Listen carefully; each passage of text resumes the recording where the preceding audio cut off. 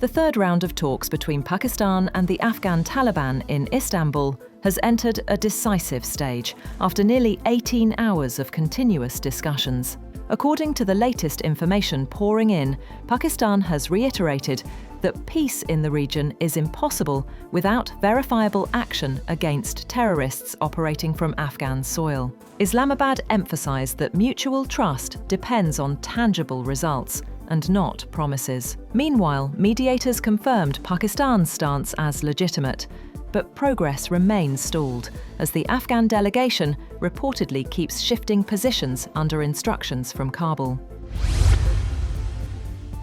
The Punjab government has ordered strict action against foreigners residing illegally in the province, with new directives for police to register cases against those renting houses, shops, or petrol pumps to such foreigners. Chairing the 6th Law and Order meeting, Punjab Chief Minister Maryam Nawaz directed senior police and revenue officials to file daily reports on rented properties, while mosque announcements will help identify illegal Afghan residents. The meeting was told that 5 cases have been registered in Hanwal, and 45 holding centres have been set up to house and repatriate illegal Afghans.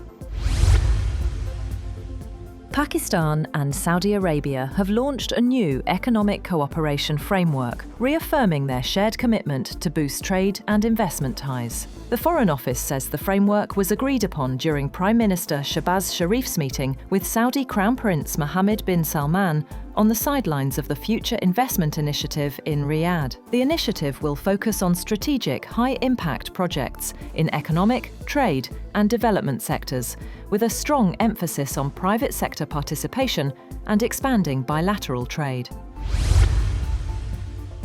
Pakistan has temporarily closed its airspace along India for 2 days, following precautionary security measures linked to possible Indian military exercises near the border. According to the Civil Aviation Authority, the airspace between Lahore and Karachi flight information regions, connecting various air routes with India, was closed for 3 hours on Tuesday morning. This closure will remain in effect from 6 a.m. to 9 a.m. during the 2-day period, October 28th and 29th. The Pakistan Airports Authority circulated a notice to airmen, notifying all local and international airlines and aviation companies of the restricted air operations.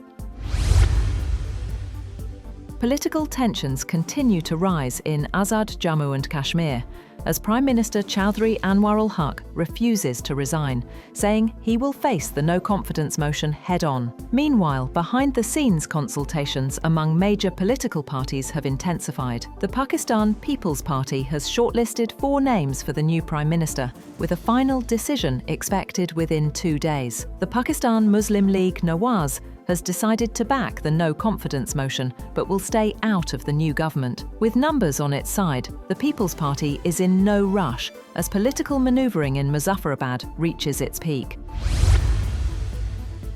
The World Bank has urged Pakistan to stay aligned with the IMF programme and continue reforms to maintain stability. Global Lender warned in its latest assessment that Pakistan's fiscal deficit will stay high at 5.4% of the GDP this year, while debt will remain around 75%. The bank also called for a market-based exchange rate and stronger social protection, noting that flood damages continue to strain the economy.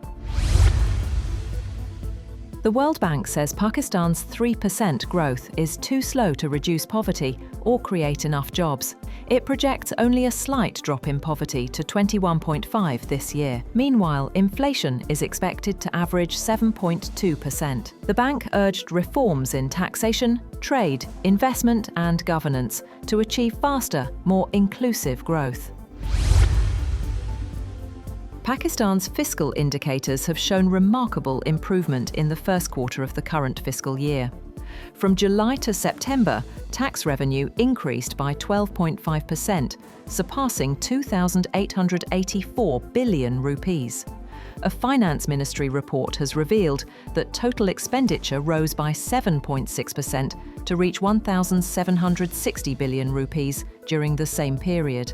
Despite this increase, the government recorded a fiscal surplus of over 1,509 billion rupees, a significant turnaround compared to a fiscal deficit of over 648 billion rupees in the corresponding period last year. Pakistan has offered Bangladesh access to the Karachi Port Trust, allowing Dhaka to expand its trade network with China and Central Asian countries. The offer was extended during the 9th Pak-Bangladesh Joint Economic Commission meeting held in Dhaka, the first such meeting in 20 years. The session was co-chaired by Pakistan's Petroleum Minister Ali Pervez and Bangladesh's finance advisor.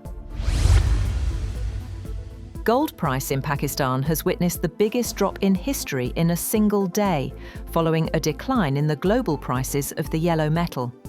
The price of 24-carat gold fell by a massive 14,000 rupees per tola, bringing it down to 416,362 rupees.